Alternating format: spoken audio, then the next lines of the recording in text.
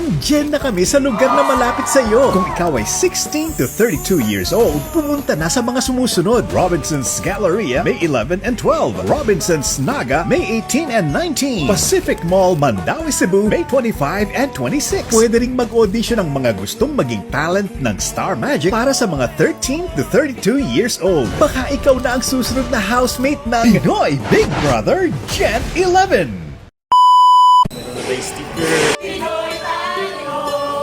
Diyan magaganap yung pinatambay kami dito sa taas, guys.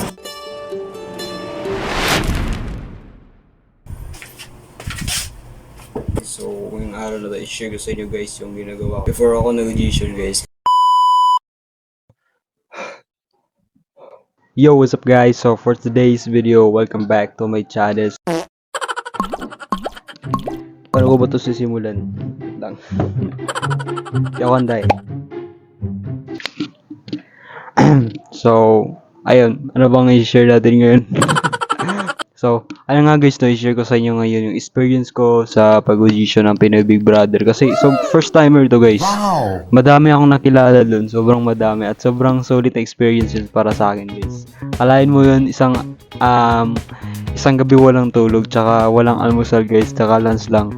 So, sobrang solid yun guys kasi, nakapasa sa hinaba-haba ng pila guys. Sulit pa rin kasi nakapasok tayo sa level 1, di ba? Sobrang kabahan nun kasi first time ko bilang isang mahihain tapos hindi sanay sa mga madaming tao guys. Madaming tao guys. Sobrang sobrang sulit lang yun kasi nasubukan yung pagiging mahihain natin yun. Okay na yun kasi next audition, di ba? Kung may audition ka man, yes, may experience ka na tapos alam mo na yung mga technique tsaka tips kung paano, di ba, paano mag-audition. So, ayun nga guys, hindi ko alam kung paano i-explain sa inyo guys yung experience. Kaya papakita ko lang sa inyo yung mga clips kung ano yung ginawa namin doon. So, let's go.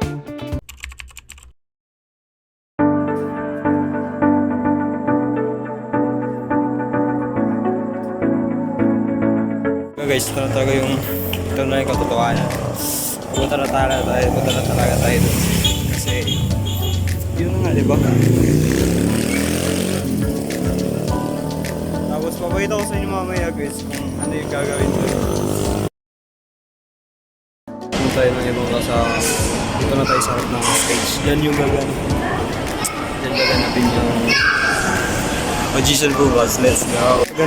Bukas dyan magaganap yung Star Hunt. So good luck bukas guys.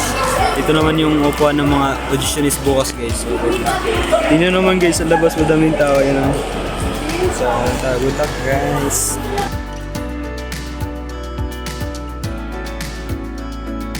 Pinoy tayo!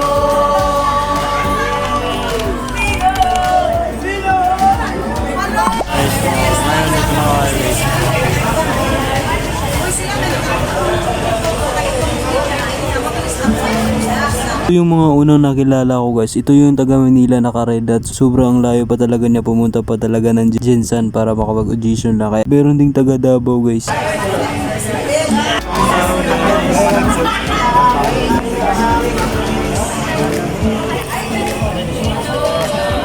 Guys, magtutunan ng umaga guys. Nakatulog ako sa gate. Tapos siguro mga 1 hour na ako nakatulog guys. Tapos yung kasama ko naman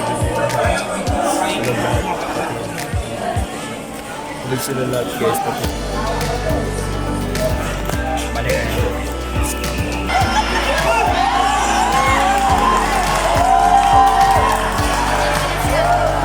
Ayun sa atin, nasa likod.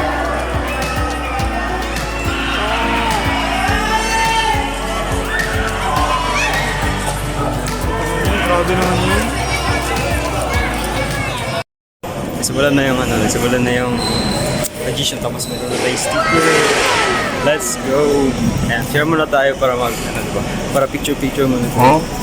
Let's go!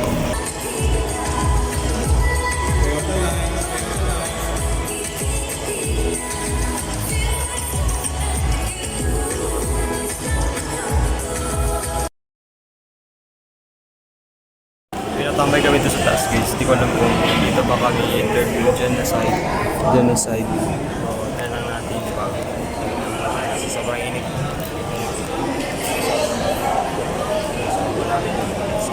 Kami na yung sinunod mahalang guys. Sobrang excited na may halong kaba guys kasi hindi ko alam kung anong gagawin ko. Update guys, nakuha tayo sa level 1. Oh my god. So, update ko lang kayo mamaya. Sana nakuha tayo sa level 2. So, Namin sumalan sa level 1 ay yung mga napiling nakuha sa level 1 ay babalik ng 2 PM. Kaya yun, natapos kami guys 11 AM. Babalik kami 2 PM. Kaya kumain muna ako dun sa food court.